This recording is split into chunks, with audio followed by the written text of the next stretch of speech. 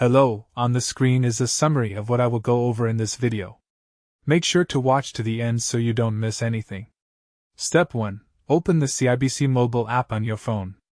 You'll want to make sure you're logged in with your username and password. If you don't have the app yet, download it from your app store first.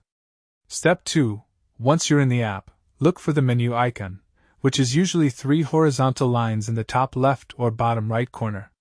Tap on it to open the navigation menu. Step 3. Scroll down through the menu options until you find the section labeled Accounts or Services.